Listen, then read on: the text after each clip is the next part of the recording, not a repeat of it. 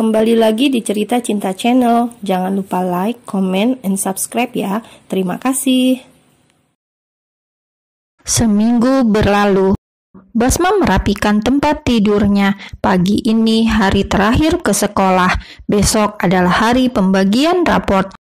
Ia sudah mandi dan memakai seragam keluar menuju dapur. "Mbak Kay," panggilnya. Tidak ada sahutan. Dari kamar mandi juga tidak ada suara. Dia mencari-cari. "Mbak?" "Apa sih teriak-teriak?" Kay lagi selonjoran duduk di lantai dapur di depan kulkas sambil mengaduk-aduk mie goreng yang masih mengepulkan asap. Di tangannya kalkulator, buku catatan, dan pulpen.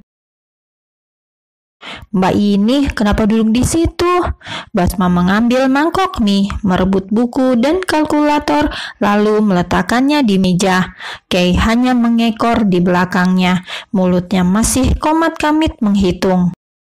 "Kenapa, Mbak?" tanya Basma setelah Kay duduk di kursi. "Mbak belum cerita ya, kita dapat orderan 400 porsi. "Apa?" kaget setengah mati.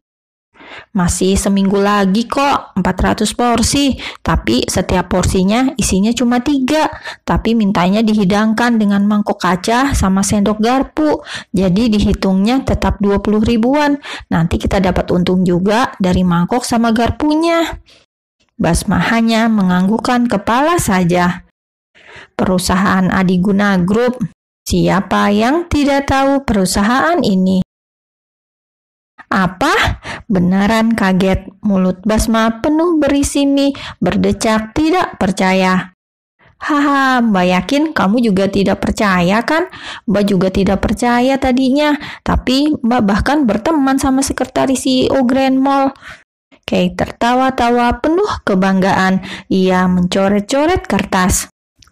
"Jadi laki-laki yang mengantarmu pulang selama 2 hari ini sekretaris CEO?"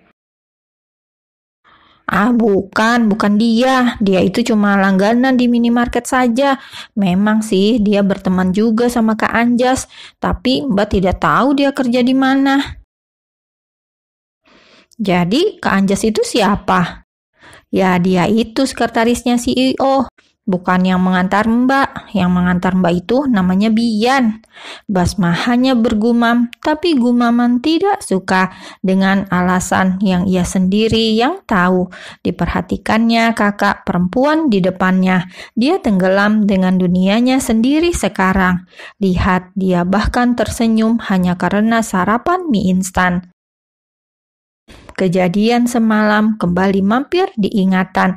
Dan entah kenapa ketika teringat kembali itu jauh lebih menyenangkan. Ada manis-manisnya seperti bunyi iklan. Hahaha, rasa mie instan yang Kay makan juga terasa jauh lebih spesial dari biasanya. "Selamat datang." Kay langsung tersenyum, senyum senang dari biasanya. Bukan hanya sekedar senyum yang selalu ia berikan kepada para pelanggan yang datang dan membeli jualannya. "Apa kabar, Kay?" Bian sudah menyapanya dengan ramah. "Hari ini aku makan malam apa?" Dia malah yang bertanya duluan, percaya diri kalau Kay akan membawakannya bekal makan malam. Kay menggelengkan kepala. "Tidak bawa bekal." Wajah Bian langsung cemberut kecewa. "Ha, Kak Bian lucu mukanya." Kay mengeluarkan kotak makannya. Sekarang dia membawa 2 kotak makan. "Ayo duduk di sana, Kak." Masih cemberut saja. Bian mengikuti Kay. Kay membuka kotak makan, menyerahkan sendok. "Selamat makan." "Selamat makan." Bian menjawab. Mereka berdua saling berpandangan. Kemudian malu-malu memalingkan wajah dan sama-sama mengunyah makanan. "Kak Bian kerja di mana?" "Kenapa?" "Ah iya, maaf, kakak tidak suka membicarakan pekerjaan kan? Kalau begitu ceritakan sesuatu tentang Kak Bian." Sambil terus mengunyah. "Tentang apa saja? Biasanya aku kan yang bercerita. Sekarang giliran kakak." Kay minum seteguk air, mengusir canggung. Biasanya ia akan bercerita tentang somai, menu-menu somai, tentang adiknya yang tampan, tentang Central Park yang indah dan nyaman, baik siang atau malam hari. Sekarang ia menunggu dengan ekspresi antusias, menunggu cerita dari Bian. Tidak ada yang menarik dalam hidupku. Pekerjaanku hanya bertemu dengan orang, meyakinkan mereka, bersikap manis, itu saja. Semacam humas ya, Kak? Bisa dibilang begitu. Menjawab sekenanya tanpa menjelaskan lebih lanjut. Kay juga bertemu dengan banyak orang setiap harinya. 100-200 orang lebih lah. Ada yang Kay kenal namanya. Ada yang hanya hafal wajahnya. Ada yang selintas lalu saja. Pelanggan somai dan minimarket ini. Hahaha. Tawanya yang ringan memecahkan penat bagi Bian. Kalau aku masuk pelanggan yang mana? Kay mengacungkan jempolnya. Teman, Kak Bian adalah teman. Iya, teman. Getir Bian mengulang kalimat itu. Karena Basma tidak bisa menjemput, akhir-akhir ini dia sibuk, maka Bian memiliki alasan untuk mengantar Kay pulang. Berulang kali Kay menolak, namun Bian memaksa, dan Kay tidak bisa menolak kalau wajah yang sudah mulai bersahabat itu berangsur menjadi masam karena dia tolak. Akhirnya sampai juga mereka di depan gang masuk. Sudah Kak, sampai sini saja, rumah Kay masuk gang ini. Lurus, terus belok kanan, tidak jauh kok. Di mulut gang itulah ketiga anak manusia itu dipertemukan. Basma turun dari angkot tepat setelah Kay dan Bian sampai. Dia memandang Bian dari ujung kepala sampai kaki, begitu pula sebaliknya, berusaha saling mengintimidasi. Mbak, pulang sama siapa? Ada nada tidak suka dalam suaranya. Kak Bian, ini kenalkan Basma. Kay meraih tangan adiknya mendekat.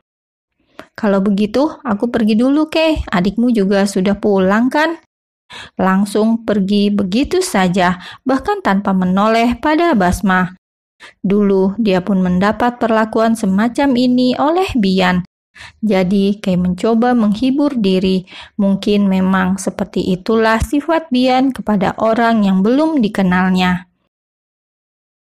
Basma memukul meja, membuat Kay terperanjak, tersadar dari lamunan yang panjang. Melamun lagi. Akhir-akhir ini Mbak sering sekali melamun, memikirkan apa? Wajah Kay tiba-tiba berubah warna.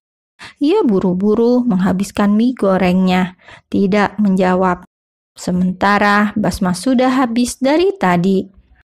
Aku berangkat ya Mbak, jangan banyak melamun. Mulutnya penuh dengan mie. Basma sudah menghilang bersamaan dengan pintu ditutup. Kenapa denganku ini? Akhir-akhir ini kenapa wajah Kak Bian sering muncul dalam lamunan? Senyumnya yang makin hari makin terlihat tulus. Gurat kesepian dan kesendirian juga semakin memudar. Bodoh. Jelas-jelas kami hanya berteman. Nyam-nyam, ia terus mengunyah dan menghabiskan mie. Teman, dia bahkan tidak tahu siapa Bian, kecuali sebagai pengunjung tetap minimarket.